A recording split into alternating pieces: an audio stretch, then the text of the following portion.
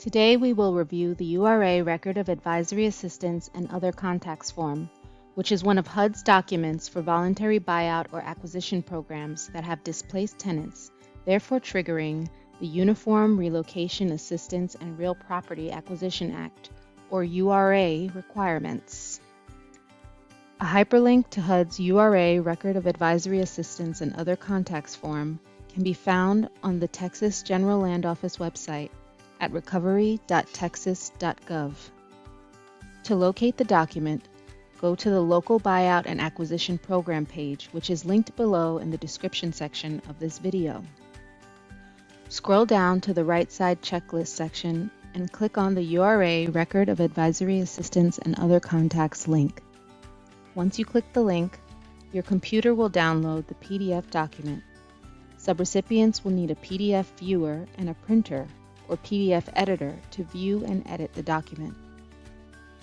Please note, subrecipients that do not wish to use PDF format to complete the form can replicate the form in Microsoft Excel or Word, ensuring that it has all the same components.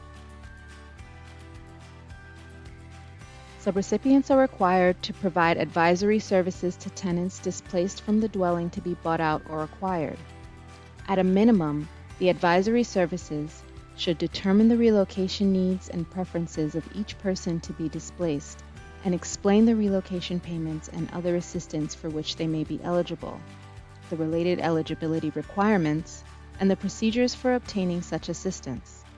This shall include a personal interview with each residential displaced person.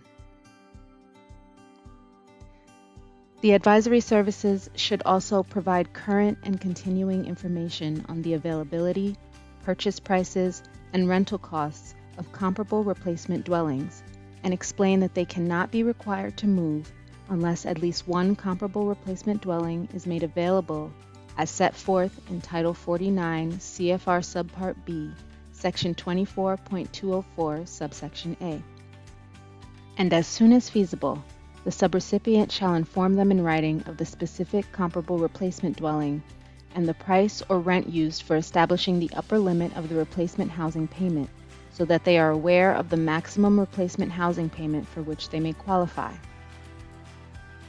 Additionally, at a minimum, the advisory services should ensure that housing shall be inspected prior to being made available to assure that it meets applicable standards. Minority persons shall be given reasonable opportunities to relocate to decent, safe, and sanitary replacement dwellings not located in an area of minority concentration that are within their financial means.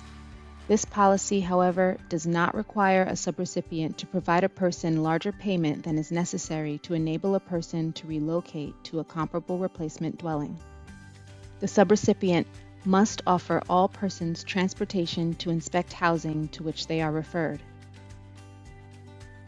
Any displaced person that may be eligible for government housing assistance at the replacement dwelling shall be advised of any requirements that would limit the size of the replacement dwelling.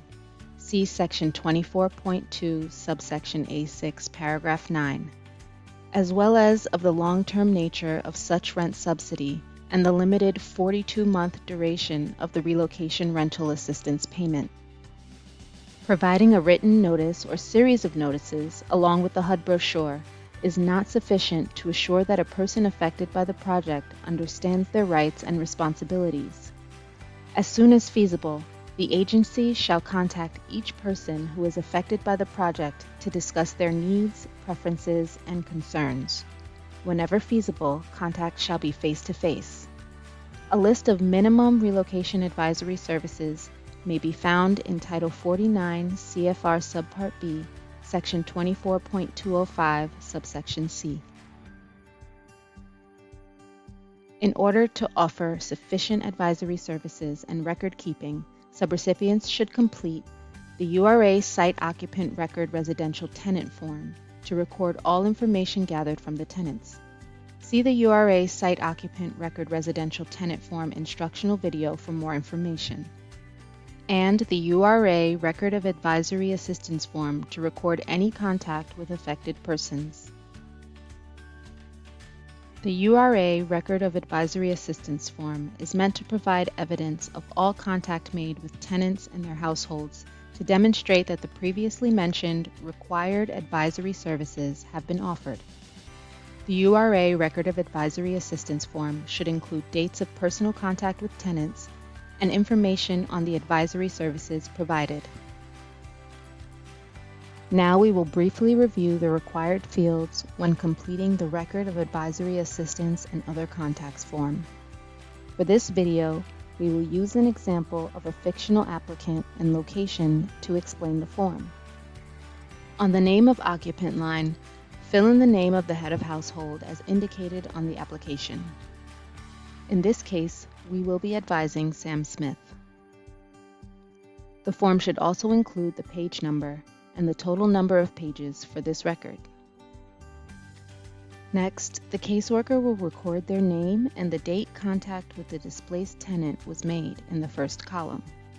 Once that information has been recorded, you will want to summarize what was discussed during the call or meeting in the comments section. For our example, the case manager, Jerry Jones, recorded 5 different instances where contact was made and advisory assistance was provided. We hope you enjoyed this training on the URA Record of Advisory Assistance and Other Contacts form. If there are any additional questions during the completion of the form, subrecipients should reach out to their General Land Office grant manager. Additional videos covering the other required local buyout and acquisition forms are or will soon be available at the same location you're viewing this one.